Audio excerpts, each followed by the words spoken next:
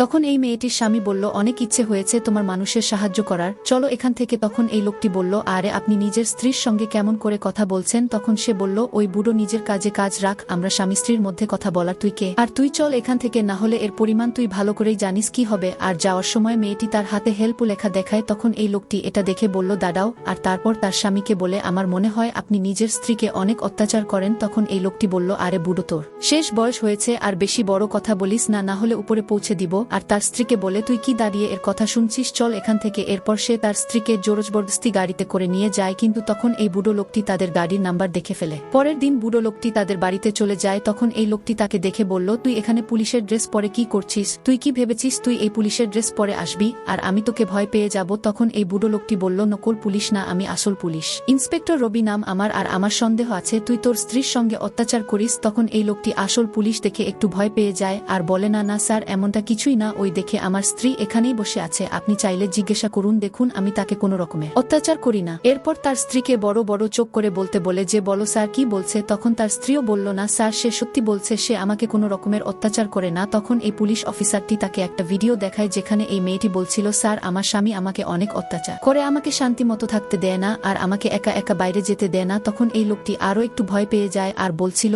এই ভিডিও তোমার কাছে কি করে এলো? আসলে বন্ধুরা, এই মেয়েটি যখন এই লোকটির সাহায্য করেছিল তখন এই লোকটি তাকে তার নাম্বার দিয়ে দিয়েছিল, আর তারপর এই মেয়েটি তার কাছে সাহায্য চেয়েছিল। তখন লোকটি তাকে পুলিশের কাছে প্রমাণ হিসেবে একটি ভিডিও বানাতে বলে, আর এই লোকটি তার বাড়িয়ে নকল পুলিশ সেজে গিয়েছিল তাকে বাঁচানোর জন্য, আর এরপর তাকে পুলিশের হাতে দিয়ে দেয়। তো বন্ধুরা, খারাপ সময়ে কারো কাছে সাহায্য চেতে ভয় পাবেন না, কারণ একটা কথা আছে না যে ভগবান তাদেরই সাহায্য করে যে নিজের সাহায্য করে। যদি আপনাদের এই ভিডিওটি ভালো লেগে থাকে তাহলে দক্ষিণা হিসেবে একটা লাইক করে দিবেন।